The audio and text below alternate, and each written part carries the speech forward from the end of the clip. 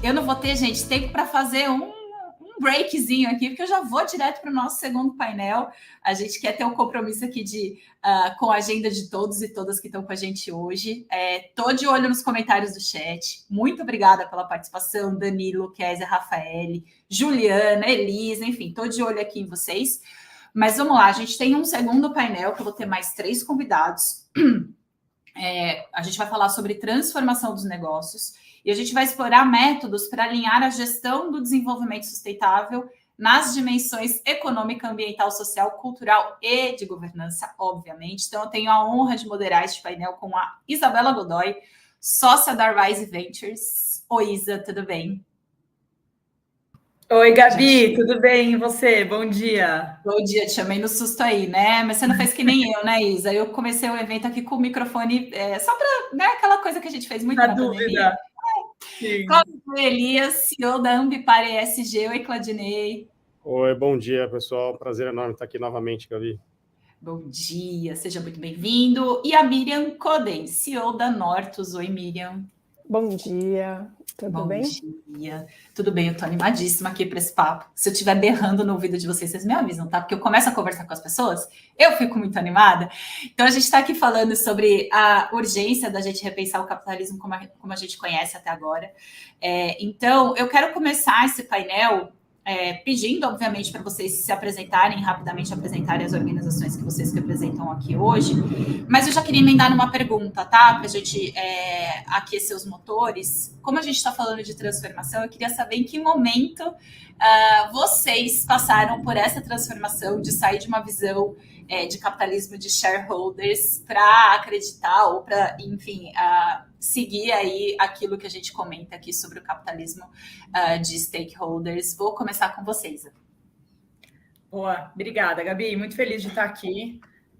Pessoal, prazer. Sou a Isabela, sou uma das sócias da Rise Ventures. A Rise Ventures ela é uma gestora de investimento de impacto positivo no Brasil. Assim, é uma gestora que a gente já nasceu lá atrás com um propósito. A gente já nasceu com a cabeça de capitalismo de stakeholders. Assim, nós sempre estamos em todas as partes interessadas. O nosso objetivo sempre foi fomentar o ecossistema de empresas que existiam para resolver problemas reais assim do nosso mundo hoje em dia. Então, a gente lançou um primeiro fundo, né? Hoje a gente já está no nosso segundo fundo, mas nosso primeiro fundo ele surgiu para resolver questões de inclusão social, então a cabeça de trazer mais dignidade para a população de baixa renda e também de ajudar de alguma forma a mitigar as mudanças climáticas, conservar o meio ambiente e os recursos naturais do nosso país. Então, assim, acho que a nível de Rise, a gente já nasceu com a cabeça de querer já investir e fomentar empresas que já tinham seus negócios transformados, né? Já existiam para resolver problemas reais da sociedade. Do meu lado, eu estava falando com a Gabi antes do painel, né? Eu acho que eu sempre estive dentro de mim essa cabeça de não estar feliz, não estar satisfeita com a situação do nosso mundo e principalmente do nosso país. Assim, eu acho que eu nasci e fui criada, cresci a vida inteira em São Paulo, e São Paulo é uma cidade que o Brasil como um todo, né, é um país que a gente vive vendo a desigualdade em toda a esquina, né? E sempre foi algo que me incomodou muito. Desde pequena era algo que me incomodava, eu já tentava me envolver em tudo que tinha de ações sociais para ajudar, né, comunidades mais vulneráveis. Eu trabalhei no colégio que era do lado de uma favela, então a gente fazia muitas atividades nessa favela, e eu sempre soube que eu queria trabalhar com isso. Mas, de alguma forma, eu acabei, né, me formei na faculdade. Na própria faculdade, eu fui estudar um semestre fora e eu foquei esse semestre inteiro em estudar a pobreza, a desigualdade, por que ela ocorre, o que a gente tem de políticas públicas que a gente eventualmente poderia atuar para melhorar, porque sempre era uma coisa que era efetivamente algo que mexia no meu coração. Mas eu comecei minha carreira no mercado financeiro tradicional, e aí a minha cabeça era, eu preciso adquirir experiência, eu preciso adquirir aqui recursos para efetivamente poder começar a trabalhar com o que eu quero, né? Então, eu lembro que na minha primeira entrevista para ser analista de uma grande corretora aqui no Brasil, me perguntaram onde você se vê daqui a 20 anos, e eu tive a pachorra de responder, eu me vejo sendo presidente do Brasil, assim. Então, era o que eu sempre quis causar um impacto positivo no mundo. Hoje já aqui envolvida no setor privado, mas foi uma hora que me deu chega, assim, que eu entendi que eu estava trabalhando por um propósito que não aquecia o meu coração e que eu queria usar o que eu tinha que na época era conhecimento, porque eu ainda era nova, né? Eu entrei na Rise há quase 5 anos atrás, era o meu conhecimento. Então, eu falei, eu vou usar o meu conhecimento para o que eu acredito. Entendi que existia o ecossistema de investimento de impacto, que há 5 anos atrás ele ainda não estava no mainstream. Fui atrás e comecei a trabalhar na Rise. Assim, hoje estou na Rise há quase que 5 anos, sou uma das sócias e toco todo o processo de captação de recursos dos nossos fundos e relacionamento com investidores. Perfeito. Depois eu quero saber se você desistiu da candidatura, viu? Mas vamos, Claudinei, me fala um pouco de você, da Ambipar ESG, mas me conta em que momento a transformação apareceu na sua vida, porque é sempre bom a gente também começar humanizando os nossos painelistas. Bom dia. Só não tentei ser presidente do Brasil, mas gostei disso, Isabela, muito bom. Sempre é um sonho, né? A gente sempre tem essa vontade de mudar as coisas, né? E nem sempre é possível.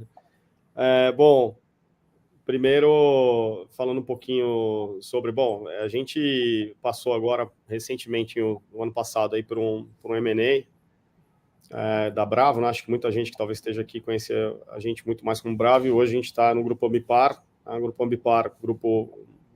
uma multinacional brasileira, com presença em 40 países, com uma escala bastante significativa, talvez seja uma das maiores empresas do mundo no setor de ESG, e especialmente na parte do ambiental e da parte de resposta de emergência, e na nossa área, com a parte de governança, risco e tecnologia. Então, estamos aí. Agora, falando sobre essa questão da transformação, acho que a transformação começou muito desde pequeno, né? Acho que a minha história pessoal é realmente um pouco diferente da maioria. Passei aí por alguns colégios internos e orfanatos e uma série de outras coisas. Pode ter certeza que isso, por si só, já foi um processo de transformação bem significativo. Nunca foi fácil, muito difícil chegar até aqui, mas acho que a gente vai aprendendo ao longo do caminho. E eu acho que a grande via que eu me encontrei foi na via do empreendedorismo, né? Então, de alguma forma, estruturar negócios, né? Eu já estruturei alguns negócios, toquei alguns negócios, até chegar onde a gente está hoje, numa escala muito maior, impactando aí muitas vidas, não só das pessoas que trabalham com a gente, olhando aí para uma liderança consciente, para uma liderança realmente mais humanizada, né? Sou também conselheiro do Instituto Capitalismo Consciente Brasil, deliberativo, inclusive, e a gente vai poder falar bastante aqui, Gabi, sobre tudo isso. Perfeito, Claudinei. Adorei. Miriam, vamos lá, fala um pouquinho de você, da Nortus, e do seu processo de transformação. Bom, na Nortus, eu sou cofundadora da Nortus. O meu circuito de atividades lá é bastante variado, né? Depois à frente eu vou falar um pouquinho da estrutura. Como nós não temos cargos e funções, assim, nós temos circuitos de atividades. Uma parte desse meu circuito de atividade se relaciona a ser as atividades de CEO da organização. A Nortus, a gente costuma chamar que ela é um conceito de vida para nós, né? Que por acaso ela é uma empresa, e é um multiverso. Esse multiverso ele se auto-organiza por 4 universos, que é negócios, universo social, universo científico, universo estrutural. O principal foco, objetivo, cuidado da nossa cadeia de valor é propor soluções mais simples para problemas complexos que envolvam comportamento humano, né? E também como criar condições estruturais para as empresas, para o mundo corporativo, para que possam viver sustentabilidade, regeneração e também a auto-organização, que é algo que para nós é muito, muito ativo, né, no nosso sistema. A tua pergunta com relação à visão, né, do capitalismo de shareholders, eu nunca tive essa experiência, né, dessa perspectiva. A minha jornada é uma jornada de desenvolvimento humano, então de pesquisa, de atendimentos, de desenvolvimento humano, e me tornei aprendiz do desenvolvimento organizacional em 2009, quando a Nortus surgiu, né? E aí isso puxa o que me traz, talvez aqui compartilhando, né, com a Isabela, com o Claudinei, com a Gabi, esse momento é que, né, quando em 2011 eu fui convidada, né, para orientar o desenvolvimento da Nortus de uma forma integral, ali eu percebi uma oportunidade é uma oportunidade de eu propor essa forma disruptiva que eu tenho de olhar para negócios, né? De como poderia ser organizado um negócio cujo foco não fosse no financeiro, que o financeiro fosse mais um produto, né? Que ele acontecesse, obviamente, com toda a qualidade necessária, mas que o foco não fosse para isso. E aí, então, por causa deste convite, por causa de ter aceitado esse convite, por causa de termos conseguido criar essa estrutura, né, que para a gente é bastante disruptiva, eu estou aqui nesse momento com vocês. Eu fico encantada de ver como a história de vocês se mistura com a visão da empresa e como vocês buscam integrar isso tudo, que é um baita desafio, obviamente. Mas vamos lá, gente. Obrigada, Miriam. No nosso alinhamento, Claudinei, eu quero dizer também que vocês podem ficar à vontade de ligar o microfone e complementar a resposta do outro, tá? A gente está aqui num grande bate-papo. Claudinei, no nosso bate-papo anterior, né, no nosso alinhamento, você comentou que na tua visão a transformação ela começa pelas pessoas. Então, eu queria que você trouxesse para a gente exemplos, né, de como aí na Ambipar SG você tem apoiado os líderes e colaboradores a se prepararem para essas mudanças tecnológicas organizacionais, que, se eu entendi bem, começa dentro delas mesmas. Bom, eu acho que existem muitas formas e isso tem muito a ver com o momento que a organização está, né? Obviamente, a gente está num momento muito ímpar. Toda vez que você faz uma grande mudança, você acaba abalando as bases da organização e da cultura. Então, quando você une 4 empresas diferentes num novo grupo, obviamente você tem uma série de questões aí relacionadas ao desenvolvimento das pessoas, à percepção das pessoas, percepção de valor, propósito, interesses, e isso acaba num tecido da cultura, né? Então, você entender as diferentes culturas que estão presentes ali, né, com visões e valores muito diferentes, às vezes, algumas vezes complementares, esse é um grande desafio e é nesse momento que a gente se encontra. Então, se eu te respondesse isso na época da Bravo, isso seria muito diferente do que é hoje. Então, a realidade, ela às vezes, ela é bastante... às vezes ela é dura, né? Assim, a gente tem que ter um banho de realidade aqui. Neste momento, o que a gente está fazendo, o que a gente vem procurando fazer, é realmente envolver as pessoas, entender que a gente está num projeto maior, entender que o que a gente está construindo é algo que vai trazer um grande impacto para todas as pessoas que estão ali, mas também para um impacto infinitamente maior do que a gente era capaz de fazer de forma separada, né? Então, hoje a gente tem uma escala muito maior, a gente está num grupo muito maior, a gente está alcançando realmente novos mercados, novas áreas, novas geografias, novos clientes, ou seja, você começa pela escala que a gente tem 4 mil clientes, então é natural que você tenha uma quantidade e uma qualidade de impacto muito significativa, especialmente pela temática que a gente opera, que é a temática sustentável raiz, né? Ou seja, a gente trabalha de verdade, né? Com a questão da sustentabilidade, com a questão do ESG, com a questão da governança de risco, que hoje são assuntos extremamente relevantes, as questões relacionadas aos riscos climáticos, aos extremos climáticos e tudo mais. Então, acho que é música, né? Então, quando a gente fala de você trabalhar com questões tão sensíveis hoje, tão relevantes para o mercado global, você, obviamente, precisa trabalhar a condição psicológica das pessoas que você lidera.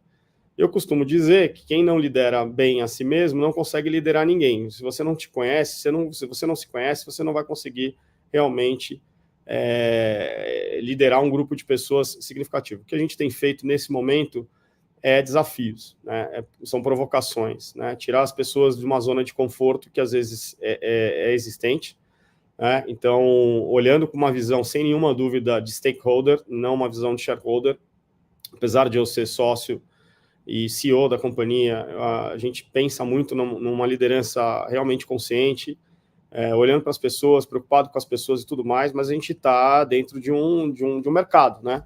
Então, você tem que articular com os vários stakeholders que estão envolvidos nas tomadas de decisões. Isso tem sido um grande desafio para mim como líder, e realmente um grande desafio de incentivar as pessoas a saírem dessa vala comum e alcançar resultados muito maiores do que elas poderiam se achar capazes. Eu acho que esse é o momento que a gente está vivendo. Baita desafio, hein, Claudinei? Não é fácil, não. O horizonte se amplia, mas os desafios se multiplicam aí nesse... Eu brinco que é como o teu segundo filho, né? Todo mundo fala trabalho dobrado, falando, não, é exponencial, porque quando vem o segundo, bagunça tudo, você aprende tudo de novo, então é uma nova jornada. Miriam, eu queria te puxar, aproveitando a resposta do Claudinei, porque o que também chamou bastante atenção na conversa com você foi o ponto de vista que você trouxe sobre o desenvolvimento horizontal e vertical das pessoas. Então, eu queria saber como é que vocês na Nortus promovem esse ambiente de trabalho que olha para o ser humano como de uma forma integral, né? Com uma filosofia diferente mesmo. Vou usufruir de uma fala do Alexandre, do fórum anterior, quando ele trouxe a questão da humanização, né? O que é a humanização, né? E o desenvolvimento vertical está bastante conectado a isso, né? No caso da Nortus, que a gente trabalha diretamente com o desenvolvimento do ser humano, e por meio deste desenvolvimento, o impacto nos resultados, né, das organizações e de todos os envolvidos, é bastante importante para nós a perspectiva de olhar para o ser humano biopsicossocial, né? Como que este ser humano se desenvolve enquanto está no mundo corporativo, né? Enquanto ele está nas suas atividades do dia a dia, como ele pode se desenvolver. Porque nós passamos a maior parte da nossa vida de jovens adultos e alguns anteriormente até uma idade mais avançada, e passamos no mundo corporativo, né? Atuando. Então, como este mundo pode ser um catalisador, assim, desse desenvolvimento? O que a gente faz na Nortus? A gente, entendendo que estrutura também influencia diretamente no comportamento das pessoas, nós olhamos e analisamos e identificamos, assim, que tipo de estrutura precisaríamos ter no mundo corporativo, no nosso caso, né, primeiro, para que o ser humano ali, ele pudesse estar se desenvolvendo continuamente em todos os momentos que eles estivessem em contato com as suas atividades, com as outras pessoas, com todo o contexto corporativo. E então nós chegamos a uma estrutura, que ela é uma estrutura auto-organizadora, onde ela inclui toda a perspectiva da sustentabilidade e da regeneração. Essa estrutura, eu vou dar alguns elementos assim para a gente entender um pouquinho como é que ela funciona. Por exemplo, nós temos gestão, mas não temos gestores. Nós temos liderança, mas não temos líderes, né? Nós não temos cargos, não temos funções, mas temos circuitos de atividades, né? A estrutura, ela cuida muito bem, de uma forma muito qualificada, de toda a perspectiva das necessidades financeiras, econômicas, de crescimento, expansão. Isso é base dessa estrutura, mas com relação aos seres humanos, a estrutura, ela se organizou para quê? Por exemplo, nós não tomamos decisões. As decisões não são por consenso. Elas não são por votação, elas necessariamente precisam ser identificadas. E isso significa que as pessoas precisam se desenvolver. Aqui um pouco mais do vertical, né? Vamos pensar que eu seja uma xícara, um copo. Eu preciso fazer com que cada ser humano no seu potencial, na sua essência, ele possa se desenvolver não somente para aquilo que a empresa quer que ele se desenvolva. Os seres humanos não são recursos, né? Recursos é o que a gente produz. Então, como que uma estrutura serve para que o ser humano consiga vir a ser aquele potencial que ele ainda não veio a ser, mas de uma forma integral? Então, a estrutura, ela faz isso. Por exemplo, nós não temos avaliação externa, nós temos coletas de dados e autoavaliação. Então, o nosso desenvolvimento acontece por autogestão. como não tem gestor e tem, por exemplo, gestão, nós temos círculos, né? São encontros diversos de gestão, onde várias perspectivas dentro da própria Norte se reúnem, e assim a gente faz a gestão de todo o sistema continuamente. Nós, por exemplo, nós não temos horário fixo de trabalho, né? Nós temos a organização, nós atuamos de forma híbrida, de forma home office, de forma presencial. Nós temos uma pessoa na Inglaterra, outra na Austrália, outra em outros estados do Brasil. E essa dinâmica, ela é uma dinâmica que acontece e flui muito bem, né? Obviamente, o que tem organizado? Todo um programa de desenvolvimento pessoal, trilhas de desenvolvimento individual. Nós temos uma matriz, que é o nosso MOST. A nossa remuneração, ela não acontece por eficácia, ela acontece por efetividade, ou seja, não basta fazer o gol, tem que fazer o gol bem feito, né? Sem quebrar os adversários e sem a gente se quebrar. Então, a remuneração, ela é feita numa linha de MOST. O que é esse MOST? Né? A maturidade, nossas capacidades de aderência a essa organizacional, que é essa proposta, as capacidades sociais, de interação social, de reconhecer o outro a partir de onde o outro está, como ele é, e não de como nós gostaríamos que ele fosse, e das nossas habilidades técnicas. Então, um conjunto, assim, rapidamente. Então nós temos um sistema de celebração, e parte desse sistema de celebração as famílias estão presentes. Então, é um sistema onde a gente fez um conjunto, né, onde de fato coloca o ser humano como um ser integral. Assim. Nós temos encontros de aprofundamento quinzenais, onde a gente abre o coração e fala das coisas que está acontecendo, e isso é no coletivo, assim. Então, a gente vai criando o ser humano, de fato, humanizado, né, e não mecanizado, que a gente veio aí construindo como sociedade já faz aí uns 300 anos.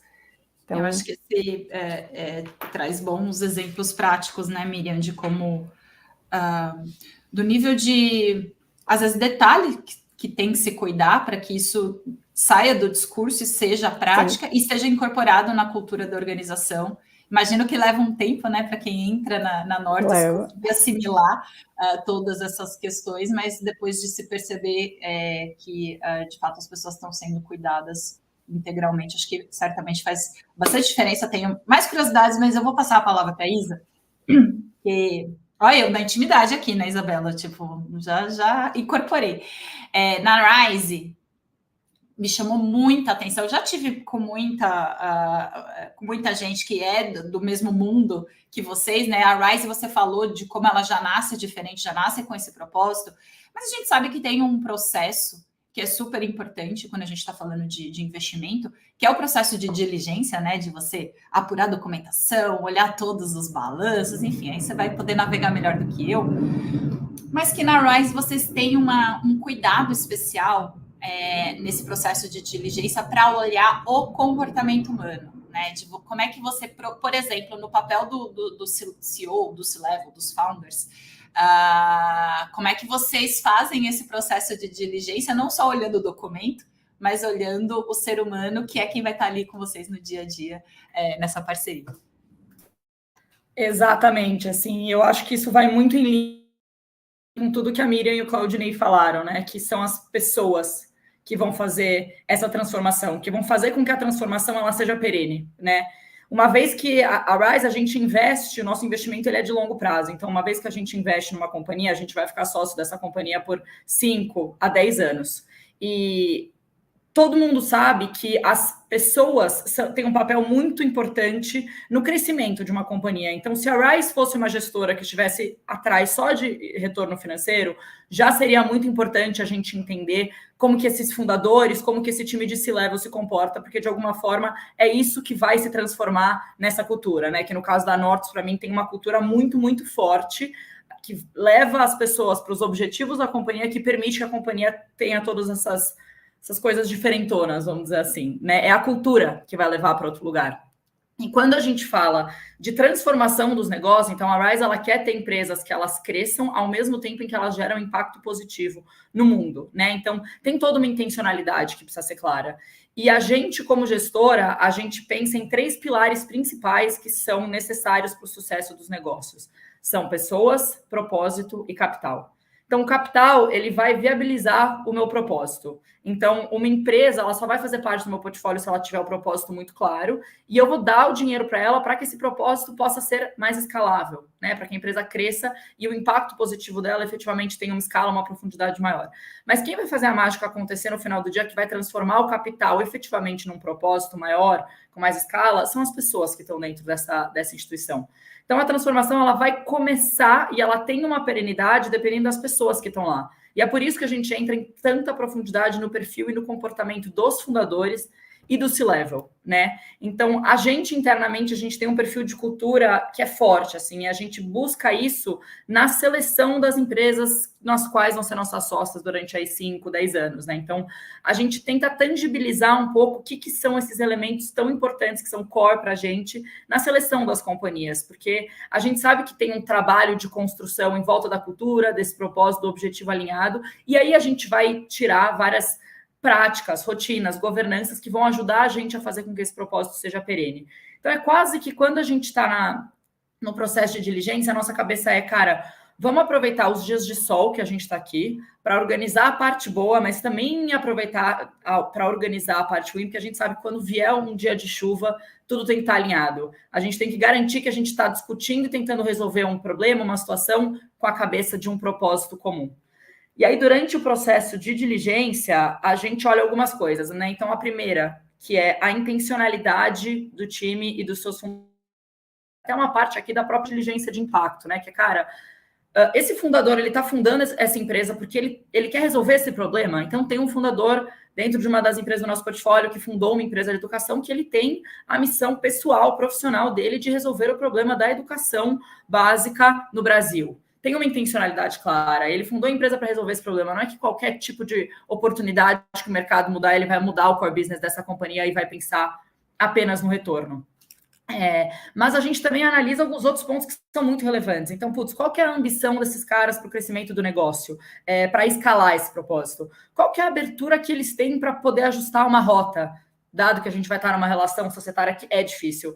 Qual que é o perfil pessoal desse empreendedor, desse time fundador? A gente analisa o time de liderança dessa companhia. Então, a gente olha os mesmos aspectos, só que uma visão um pouco diferente, alinhada, por exemplo. Qual é a capacidade dessa pessoa de montar time? Qual é a capacidade que ela tem de ter conversas difíceis? Porque a gente vai ter conversas difíceis. De ter uma visão estratégica, mas ao mesmo tempo tangibilizar isso no dia a dia. Será que a área de pessoas dessa companhia ela consegue acompanhar o crescimento dessa empresa?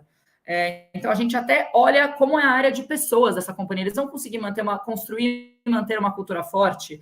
A gente olha para um bloco outros gigantes que tem, por exemplo, como que é a segurança psicológica que esse time tem no dia a dia que ele está trabalhando, né? Como a gente pode humanizar cada vez mais essas pessoas, bem na linha do que a Miriam falou.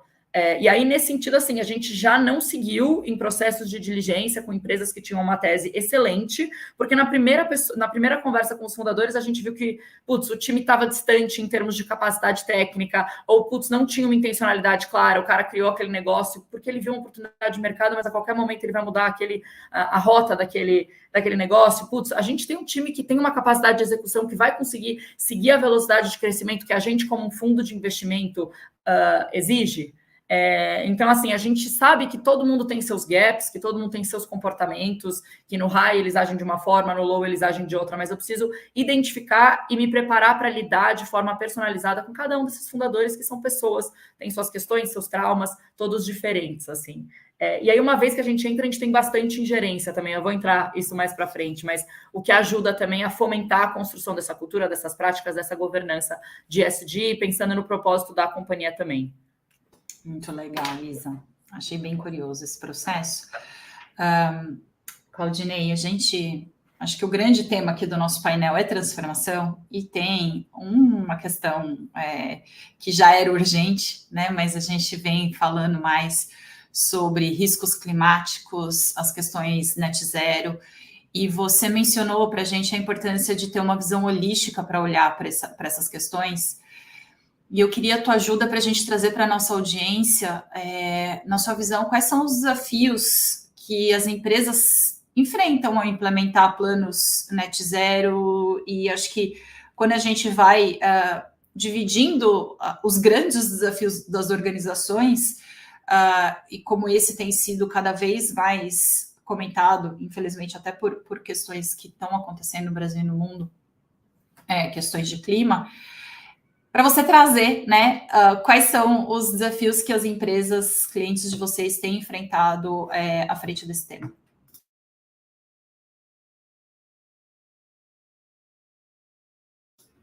Tá mudo aí. Estava no mudo, não, por isso que eu não falei nada, estava tentando achar o botão aqui. Um problema de pecinha atrás do teclado aqui. Olha, os desafios são muitos, né? Eu acho que a gente tem inúmeros desafios, né? Eu diria para você que são todos os possíveis e imagináveis, né? Realmente a capacidade que as empresas precisam ter em separar definitivamente, né, no lugar comum, o joio do trigo aqui não tá fácil. Realmente as questões hoje climáticas, as questões das estratégias e objetivos net zero, né? Independente do tamanho da sua organização, hoje elas são premissas de negócio, né? Eu acho que a Isabela colocou alguns pontos, e a Miriam também colocou alguns pontos muito bons em relação a isso, né? Trazendo sempre a pessoa como centro do negócio, que eu acho que é algo relevante, especialmente em tempos de AI, né? A gente não sabe se daqui 5, 10 anos nós vamos estar aqui conversando, se serão nossos alter egos que estarão falando por nós e talvez estejam falando melhores que a gente em qualquer idioma. Então, assim, a gente tem que tomar um certo cuidado, inclusive com uma certa personalidade, né? Então, esse é um problema. Mas trazendo para essa questão, sem nenhuma dúvida hoje, para as empresas, para as pessoas, olhar a questão de riscos climáticos, extremos climáticos, dentro de uma estratégia de longo prazo, né, do negócio, é extremamente importante, diria até que obrigatório, né, dado aí, obviamente, os últimos acontecimentos que a gente vem observando no mundo, não só no Rio Grande do Sul, mas ao redor do mundo todo. Acho que não carece nem ficar explorando muito esse tema, a gente sabe o quanto isso é impactante. E o que a gente vem percebendo, né, isso no mercado de capitais global e em função das novas regulamentações, que quase que toda semana a gente vem observando novas regulamentações saindo sobre esses temas, né, ou seja, a obrigatoriedade sobre o assunto, ela tem ficado, a demanda sobre o assunto dos reguladores do mercado e do mercado tem ficado cada vez maiores, né. E a gente vem observando que empresas relevantes, elas têm assumido, às vezes, um papel ativo, o que é positivo, às vezes sem ela ter uma demanda regulatória, né? A gente vê recentemente algumas organizações aqui no Brasil mesmo, né, optando por seguir, por exemplo, uma normativa que ela não tem que estar em compliance agora, mas ela vai tendo, então de forma objetiva, isso está no centro da estratégia de negócio dela. Quando a gente olha essas temáticas, tanto as temáticas de riscos climáticos, quanto a temática de risco em si, né, e as temáticas de net zero, a gente começa a observar que a gente começa a ter uma visão muito de longo prazo, né? Então, você sai um pouco do centro de visão trimestral para uma visão de décadas, na realidade. O que é muito interessante se você for observar, né? Você observa empresas japonesas olhando, olha, como é que vai ser daqui uns 50 anos. E não só empresas japonesas, mas que eu acho que isso tem muito a ver com a cultura quase que ancestral que a cultura asiática tem, e acho que a gente pode aprender pegar bons aprendizados da Ásia, e eu acho que tem ótimos aprendizados também de visões de longo prazo, olhando para essas temáticas, trazendo as pessoas para o centro da região de Nordics no mundo, né? Ou seja, Suécia, Dinamarca, Suíça, Luxemburgo e outras regiões que realmente têm a Noruega, por exemplo, que tem realmente uma visão de muito mais longo prazo, né, olhando a questão da preservação do ambiente, olhando a interação das pessoas e tudo mais. Então, acho que esses são alguns dos problemas. Só para finalizar, para não me alongar mais, sobre os desafios que eu acho que é importante todos nós estarmos cientes, aí eu estou falando de cadeirinha sobre o que a gente vê aqui nas diversas centenas de consultorias e projetos de tecnologias que a gente observa. Realmente existe ainda uma confusão enorme nas empresas, né? falta uma visão integrada, falta uma integração com os objetivos estratégicos, falta uma integração na estratégia, né? Falta um financiamento real. Quando eu falo financiamento real, não estou falando só de dinheiro, eu estou falando de empowerment mesmo, né? De empoderamento dessas estratégias dentro da organização, né? Permear essas estratégias não só no alto escalão, mas por toda a empresa. E mais, quando a gente fala de carbono, quando a gente fala de net zero, quando a gente fala de questões climáticas, o teu maior risco e a tua maior exposição não está dentro da tua empresa, está na tua cadeia de suprimentos. Essa que é a realidade. E você trabalhar uma cadeia de suprimentos, às vezes, com milhares de fornecedores, não é nada óbvio, né? A gente também tem visto bons exemplos de algumas empresas que têm influenciado a sua cadeia de suprimentos, né? Então, independente do seu tamanho, é importante que você comece a olhar, ou já deveria estar olhando para essas temáticas. Eu acho que eu pararia por aqui, porque senão a gente vai... Tem muita coisa para falar, eu acho que está... Olha aí, humanizados, tem mais evento específico aqui para a gente entregar, tem mais tema para a gente aprofundar. Depois eu só quero fazer um comentário depois, na próxima rodada, sobre a visão do humano como recurso, que eu acho que a Mira trouxe essa questão. A gente, só um último comentário, desde a Bravo, eu sempre tirei essa questão de recursos humanos.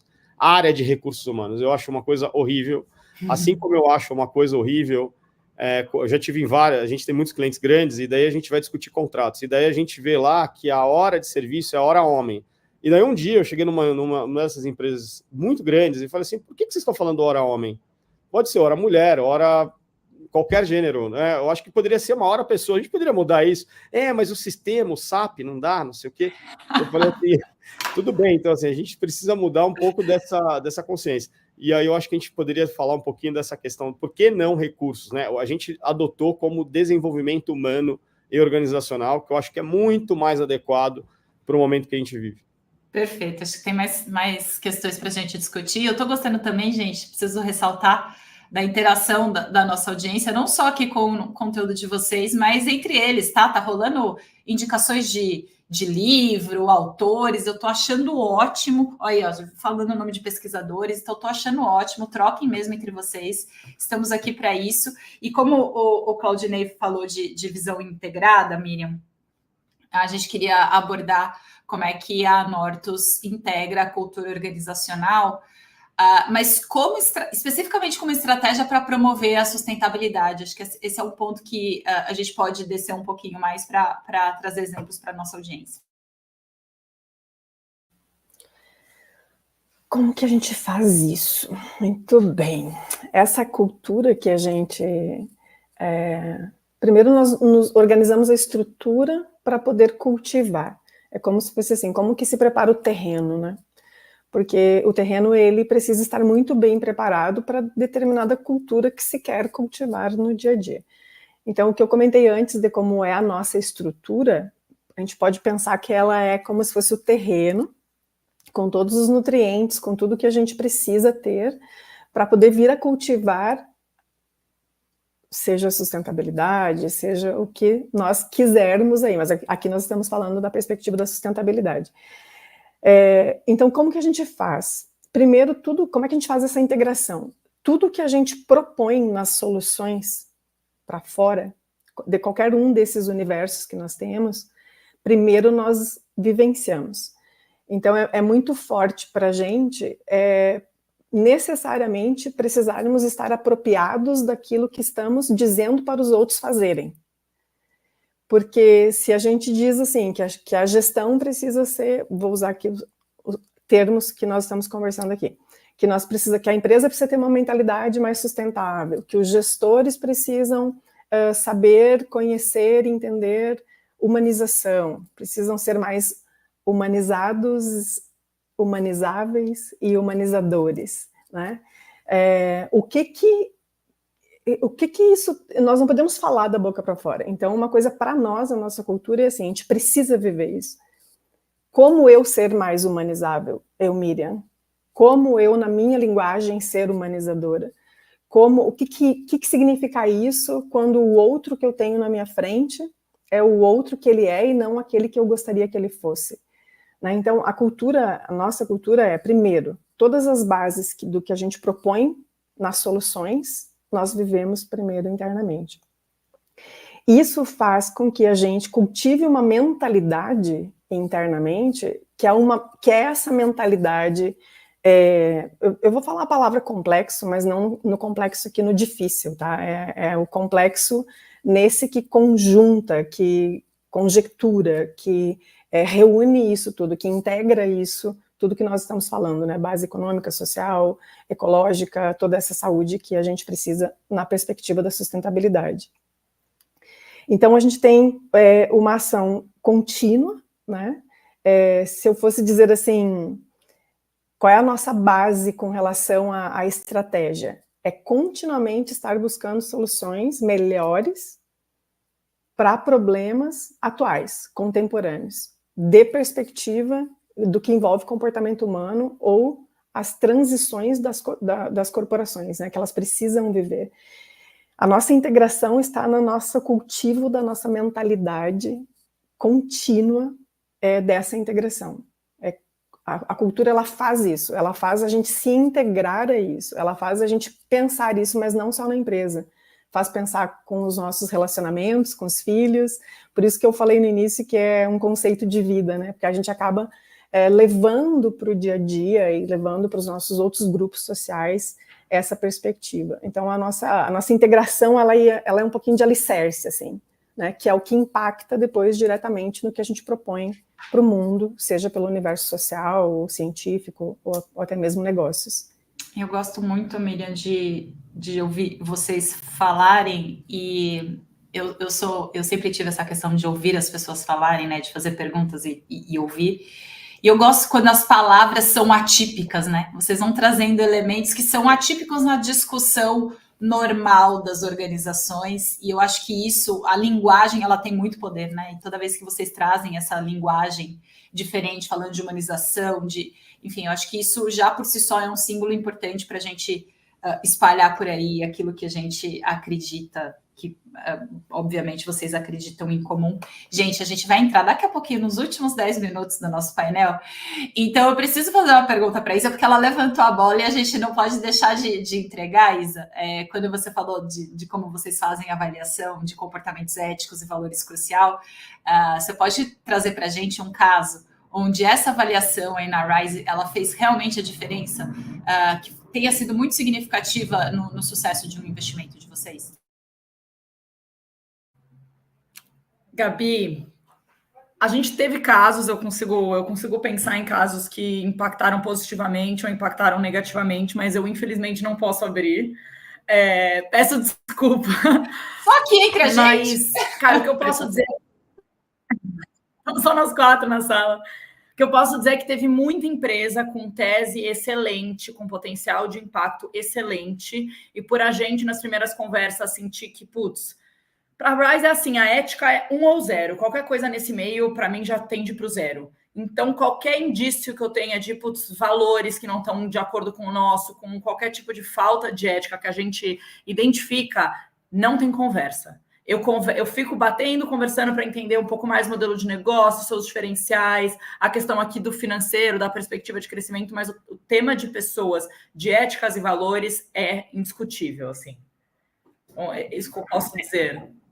Eu acho que esse ponto, enfim, deveria ser padrão para todo tipo de avaliação de investimento. Que pena que não é, e que bom que na Rise vocês estão com isso no top list das 3 coisas mais importantes no processo. Mas vamos lá, gente. A gente está realmente chegando no fim do nosso conteúdo aqui com vocês. Então, eu queria trazer, Claudinei, como é que eu faço? Você levantou a bola, agora a gente vai ter que discutir, é uma pergunta surpresa aqui. Recursos humanos, devemos extinguir essa nomenclatura de todas as organizações, sim ou não? A audiência vai me matar. Gente, não sou eu que estou falando, tá? Foi Claudinei que levantou essa bola. Devemos, Claudinei? Então, essa é uma questão das mais importantes, né? Esse é um assunto que eu tenho, eu realmente, isso pessoalmente, né, tenho trazido, e tem alguns porquês, né? Por que essa visão do humano deveria ser extinguida, na minha visão. Mas isso é uma visão pessoal minha, mas tem alguns fundamentos, né? Esses fundamentos eles estão ligados às questões das perspectivas éticas, das perspectivas, por exemplo, sociais, das perspectivas organizacionais, né? E a gente pode falar de uma forma um pouco mais profunda, não sei se esse é bem a agenda aqui, né? Mas o que mexe com isso? A questão da dignidade humana e ética, né? Ou da questão da dignidade inerente, do respeito à ética, da questão do desenvolvimento e realização pessoal, da questão da sustentabilidade e desempenho organizacional, né? Da questão da responsabilidade social e moral, por exemplo. Então, quando a gente fala, por exemplo, da questão da dignidade inerente, a gente tem que entender que cada ser humano, né, ele tem uma dignidade inerente, né? Ele não pode ser reduzida a uma simples questão de utilidade e valor econômico, que é o que as organizações fazem, né? Você pode ter uma utilidade e valor econômico por uma máquina, mas não por um humano. Por quê? Porque o humano tem questões emocionais, tem questões espirituais, tem questões psicológicas, são questões que são tratadas para um fim, né? E não um fim em si mesmo, né? Você tem uma questão que você precisa olhar na relação humana, da questão de ética e respeito, né? Ou seja, como é que essa questão do respeito mútuo, por exemplo, isso é uma questão. A outra questão que eu sempre coloco, que é a questão do potencial humano, né? Os seres humanos, eles têm um potencial vasto, ele não é limitado como uma máquina, por exemplo, tá certo? Então, ele vai muito além das habilidades técnicas e funcionais. Então, são questões que a gente tem que ver. Sem contar a questão da autonomia e criatividade. Então, quando a gente pensa, por exemplo, na autonomia e na criatividade, né? São aspectos que são cruciais na natureza humana. Como é que você pode, então, ter um reducionismo gigante? Você acaba perdendo engajamento, você acaba atrapalhando a questão da cultura. A gente poderia ficar aqui justificando essa questão de recursos, mas, assim, definitivamente, minha visão, é uma visão particular, com base em muito estudo, né? Já estudei muita coisa, eu entendo que não poderíamos reduzir os humanos a recursos. Então, assim, a palavra recursos humanos é um reducionismo que não cabe hoje na sociedade atual. Minha visão particular. Okay? Eu adorei a provocação, Claudinei, e acho que eu acho. Você comentou que não tinha a ver aqui talvez com a nossa pauta, mas eu realmente passei a palavra porque eu acho que está intimamente ligado ao tema que a gente está falando hoje, que é sobre transformação. E se tem as empresas, não só com o nome, né? O nome é sempre um símbolo, como eu falei, o repertório, a língua, enfim, que a gente fala, o corporativez que a gente fala, ela tem muita influência sobre vários aspectos, especialmente em relação às culturas organizacionais, mas é mais do que o termo em si, é a visão de você enxergar o humano como recurso, somente como recurso. E aí acho que e só fazer um comentário aqui que eu acho que é super pertinente, dado ao mundo que vivemos hoje, né? O que é um recurso? A inteligência artificial é um recurso, não passa de uma ferramenta. É isso. E você pode usar ao seu favor, naturalmente, né? Tem gente que pode usar para bens não... para ações não muito benéficas, como, por exemplo, um ataque cibernético, etc. Mas, enfim, no geral, a inteligência artificial é para empoderar você, tá certo? Se você souber usar adequadamente, vai bem. Você não pode tentar copiar os textinhos no ChatGPT e falar que é seu. Cuidado com isso. Jornalistas, atenção. Olha os riscos. Não façam isso. Gente, 5 minutinhos aqui. Eu queria, na verdade, passar uma pergunta mais abrangente para cada um de vocês, para a gente encerrar. Obviamente, convido Isabela e Miriam nessa integração final, se vocês quiserem trazer uma perspectiva sobre essa discussão do ser humano reduzido a um recurso, que eu acho que ela é bem relevante. Mas o meu pedido é bem simples. Para vocês darem para a nossa audiência uma recomendação final, já que o nosso tema aqui foi falar sobre transformação e como vocês, dentro do negócio, na visão do negócio de vocês, estão fazendo isso na prática, no pequeno ecossistema, na esfera de vocês. Como é que a gente pode dar para cada um que está nos assistindo agora uma recomendação de como eles podem fazer essas transformações urgentes e necessárias em cada um dos negócios das pessoas que estão aqui com a gente hoje, começando com você, Miriam.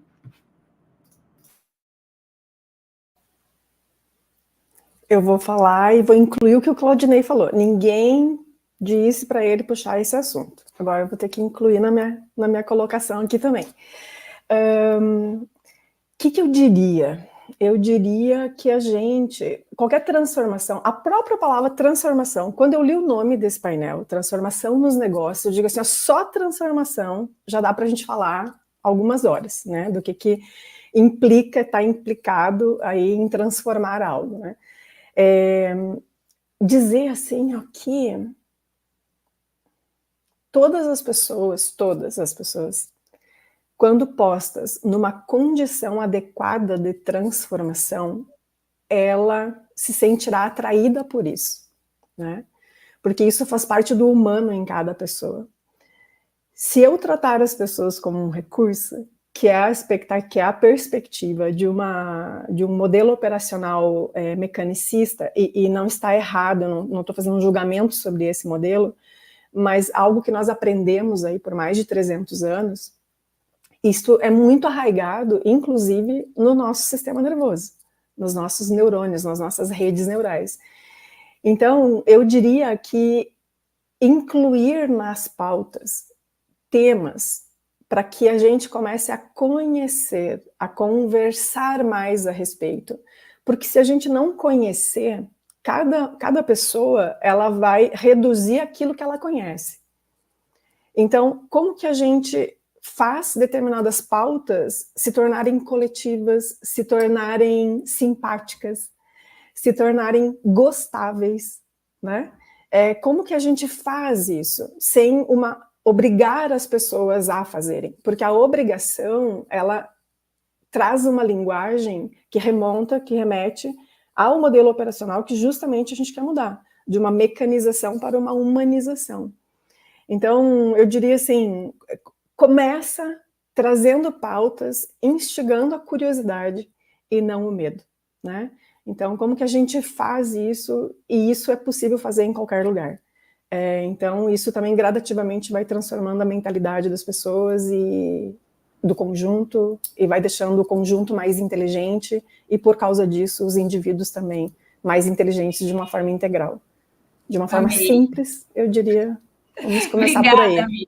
Começa pela curiosidade, não pelo medo. Acho que fica aí com essa frase super legal. Isa, aproveito já para agradecer e me despedir de vocês, né? Porque daqui a pouco vão me derrubar aqui do ao vivo, porque eu tô tudo atrasada. Mas vai lá, Isa. Sua recomendação final. Se quiser comentar, fala. Eu quero recomendar 2 livros, bem nessa linha de como a gente pode pensar no ser humano de uma forma diferente. E aí, eles têm uma visão complementar, tá? O primeiro livro é A Economia Donut. E aí, eu, como uma economista, me interessei muito, gostei do assunto. É uma economista holandesa, se eu não me engano, que ela basicamente sugere uma nova forma da gente pensar na economia e de levar as pessoas em consideração, o social em consideração, nesse novo modelo de crescimento sustentável. E o segundo é o Elegant Simplicity, do Satish Kumar, se eu não me engano. E aí já é um pouco mais brisa, vamos dizer assim, mas ele fala muito sobre o ser humano, o que incentiva um ser humano a ser criativo ou não, por que ele tem que ser criativo, por que ele tem que estar no seu ambiente natural, por que ele tem que ter todas essas sociabilidade, tudo. É muito legal.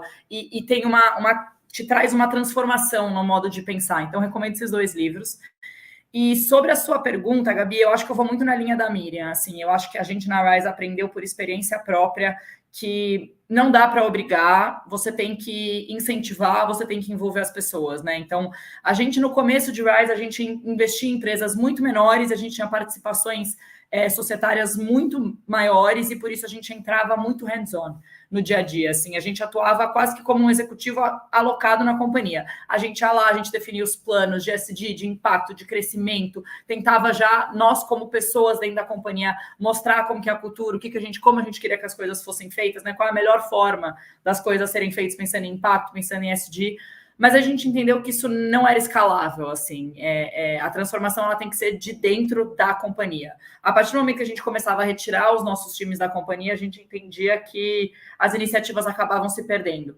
Então, hoje, a gente faz questão de que esses momentos, esses starts de transformação, eles sejam via os stakeholders internos das companhias, assim. A empresa tem que querer, isso é óbvio, e aí a gente faz todo um processo de diligência para entender efetivamente se os nossos propósitos estão alinhados. A gente garante que a gente tem assento no conselho, que o time de C-Level está comprado com essa agenda, para que todo o restante do time seja envolvido muito na cabeça do Claudinei. Todas as pessoas têm que ser envolvidas nessa agenda. E aí, a partir disso, obviamente, a gente tem as nossas metodologias internas, externas, a gente dá todo o apoio para gerar essa transformação junto com o time, mas eles são os donos dessa agenda. E assim a coisa ela acaba sendo um pouco mais lenta, mas ela é mais autônoma, ela é mais verdadeira, mais profunda e perene. É o que a gente está vendo. Tem que envolver as pessoas. Perfeito, Isa. Obrigada. A galera adorou as indicações. Acho que não pegaram o segundo nome. Elegant Simplicity, talvez. Foi o que você disse. Aí. Claudinei, uma última recomendação aí. Já estourei o prêmio. Agora eu entreguei para Deus, gente. Entreguei para Deus, mas Claudinei, essa última recomendação aí. Olha, assim, a minha recomendação é de que tente pensar fora do óbvio. Eu acho que a gente precisa pensar que a gente está falando de assuntos que são extremamente complexos, né? Numa sociedade, economia de mercado, e queira ou não queira, em um grau maior ou menor, a gente nada contra a corrente. Então, acho que tem que olhar para dentro primeiro, para tentar uma transformação interna, para fazer interno. Então, tudo começa por dentro. Não existe uma resposta pronta, né? Eu acho que livros não faltam aqui, eu acho que a gente tem muita literatura hoje disponível, tem muita gente boa para falar. Sugiro também a interação com o Capitalismo Consciente Brasil, que eu acho que é um fórum extremamente interessante, com o pessoal gerenciado pela Dani e pelo Hugo. A gente tem feito um trabalho realmente muito interessante lá. E, para finalizar, eu queria falar uma coisa que não é muito óbvio, talvez, que é a questão da brasilidade, né? A gente esquece que o Brasil ele tem uma vantagem competitiva em relação a esse mundo que a gente vive, que é exatamente a nossa capacidade de sermos criativos, a nossa capacidade de jogo de cintura, a nossa forma de enxergar o mundo no mundo pós-contemporâneo, tá certo? Então, você hoje usar a sua capacidade de brasilidade, que já vem no seu DNA, porque você viveu aqui, você vive aqui, né? Já é uma vantagem competitiva, já é pensar fora da caixa. A gente precisa preservar e valorizar muito mais a cultura brasileira do que a gente usa fazer. A gente olha muito para fora e pouco para dentro. Então, tente ser genuíno, né? Tente provocar, tente também, por outro lado, ao mesmo tempo, eu acho que a gente precisa ser bastante objetivo nas coisas que a gente quer transformar. Ou seja, quais são os objetivos que a gente quer alcançar, quais são os resultados também que a gente quer alcançar, e não ser só algo etéreo, porque senão a gente não consegue avançar. Os problemas já são grandes demais, eu acho que fica muito fácil da gente provar quais são as razões pelas quais a gente tem que se mover e não poder ficar mais parado nesse assunto. E obrigado por tudo aqui. Perfeito, gente. Eu preciso confessar que eu leio o noticiário diário normal, eu fico meio deprimida. Aí eu converso com vocês, meu coração fica quentinho, eu volto a ter esperança, porque é nesse Brasil que eu acredito, e é muito legal a gente poder, junto com vocês, levar não só discurso, porque a gente sabe que quem a brasilidade não é só aumento de tributos e besteiras que às vezes a gente ouve por aí. Não tem coisa muito boa também. Então, não é, a gente tem muita porcaria também, tem muita coisa ruim, mas tem coisa sabe, muito boa. Sabe que quando você falou em brasilidade, a gente tem essa coisa de, às vezes, poder escorregar para uma coisa que é sei lá, vou dar um exemplo aqui, que é o jeitinho brasileiro mal visto, sabe? De dar um jeito nas coisas, porque a gente tem essa extrema flexibilidade mesmo e que a gente encontra a solução. Só que a gente tem que lembrar que uma cultura é assim como a nossa personalidade, né? O que é a nossa maior força, se a gente não ficar atento, escorrega para um lado sombrio. Então, o Brasil tem essa questão que a gente lê todos os dias no jornal, mas se a gente usar isso para o positivo, para o melhor, para as práticas sustentáveis daquilo que vale a pena, enfim, eu tenho fé nesse país. Então, eu fico muito feliz de conversar com vocês aqui hoje. Muito obrigada por me ajudarem a estourar o tempo de um jeito muito bom. Tchau, vejo vocês numa próxima oportunidade. Obrigado, Miriam. Beijos. Grata, gente. Vocês que estão aí na audiência, vocês não me abandonem. A gente fez uma